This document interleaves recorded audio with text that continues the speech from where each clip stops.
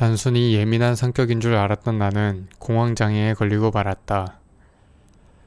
직장에서 오후 촬영을 준비하던 날의 점심시간, 동료들과 구내식당에 밥을 먹으러 갔다. 밥을 먹기를 약 3분, 평온하게 대화를 하던 도중 심장이 급격하게 빨리 뛰기 시작했다. 이런 일은 처음이라서 너무 당황스러웠다.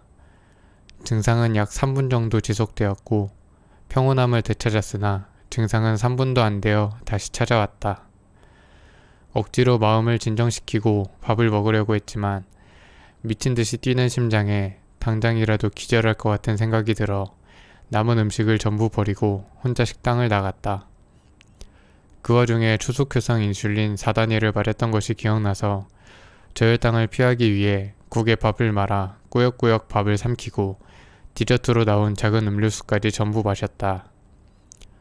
사무실로 향하던 도중 잠시 괜찮아졌지만 금방 또 심장이 미친 듯이 뛰기 시작했다. 내가 사무실로 가던 도중에 쓰러지면 어떡하지? 불안한 마음이 있었지만 증상을 안고 겨우겨우 사무실로 향했고 대표님에게 횡설수설 증상을 얘기한 후 오후 스케줄을 펑크 내고 반차를 내어 급하게 택시를 타고 응급실로 향하게 되었다. 택시를 타고 가던 도중 극심한 증상이 또 찾아왔고 심장이 멈춰버릴 것 같았다. 택시를 타지 말고 구급차를 불러서 타고 갈걸. 그러면 구급대원들이 내가 기절해도 응급처치를 해주지 않을까 하면서 또 후회를 했다. 가까스로 병원 응급실을 도착했을 때 다행히 증상은 나타나지 않았지만 또 증상이 나타날 것 같은 생각에 입원 수속을 밟아 하나의 침상 위에 누워 여러가지 진찰을 받게 되었다. 하지만 입원 후 약 2시간 동안 여러가지 진찰을 전부 받았지만 아무런 결과도 나오지 않았고 그렇게 퇴원을 하게 되었다. 그 후로 하루, 이틀, 3일, 4일 회사에서 매일매일 점심시간이 다가오면 심장이 미친듯이 뛰기 시작했다. 심장을 진정시키기 위해 점심시간이 시작되면 직원들은 밥을 먹으러 가는 시간에 나 혼자 억지로 이어폰을 꽂고 명상음악을 튼 뒤 책상에 엎어져서 강제로 심장 다스리기를 시작했다. 그리고 30분 이후 심장이 진정되면 그제서야 밥을 먹으러 다녀올 수 있었다. 하루는 작년 합창단 동호회 사람들 일부와 처음 보는 지인들과의 저녁 술자리가 있었는데 자리에 참석하고 인슐린을 맞은 뒤 약 5분, 10분쯤 지났을까 증상이 시작되었다. 처음 만나는 사람도 있었기에 돌아가면서 자기소개를 하고 있었는데 내 차례가 오기 전부터 심장이 미친 듯이 뛰었고 음식을 목구멍으로 도저히 삼킬 수 없었다. 토할 것 같다는 생각에 화장실로 향했으나 토할 수 없었고 불안한 마음뿐이었다. 자리로 돌아가면 얼마 후 또 증상이 나타났고 또 화장실로 향했지만 토할 수 없었다.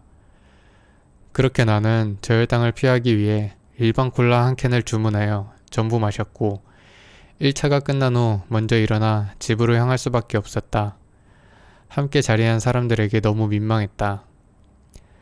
증상이 반복되기를 2주 정도 되었을 때 직장 동료 한 명이 말하길 너 공황장애 아니야? 연예인도 아니고 내가 무슨 공황장애야. 그 전까지 당뇨병과 관련된 심혈관 질환이라고 생각했던 나는 혹시나 하는 마음에 그 주 토요일 정신과에 내원을 했다. 동네의 작은 정신과 의원은 낯설지 않았는데 알고 보니 대학교 수험 시절 인대노를 처방받으러 왔던 의원이었다. 암튼 상담받기 전 여러가지 검사를 받은 나는 심한 우울증과 불안 증세가 있다는 걸 알게 되었고 정신과 약을 복용하기 시작했다. 다행히 그때부터는 회사에서 증상이 나타나지 않았지만 내 몸이 항상 불안, 긴장, 예민 상태라는 걸 알게 되었고 증상을 해결하기 위해 심리상담을 받기로 했다. 그렇게 약 6개월이 흘렀다. 한 번 먹던 정신과 약은 2번으로 늘었다가 최근 다시 1번으로 줄었고 첫 심리상담은 10회기 종료 후 다른 상담 지원 사업을 통해 다시 10회기를 받고 있는 중이다.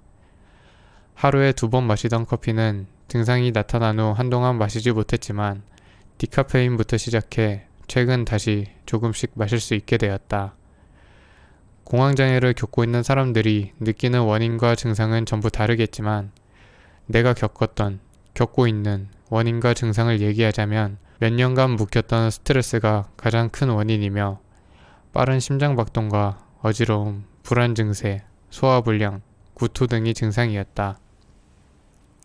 공황장애는 누구나 겪을 수 있는 일이기에 부끄럽지 않아야 하며 먼저 겪었던 주변의 지인들이나 가족, 그리고 정신과 혹은 상담센터를 통해 모든 사람들이 빠른 해결 방법을 찾아 치료할 수 있었으면 좋겠다.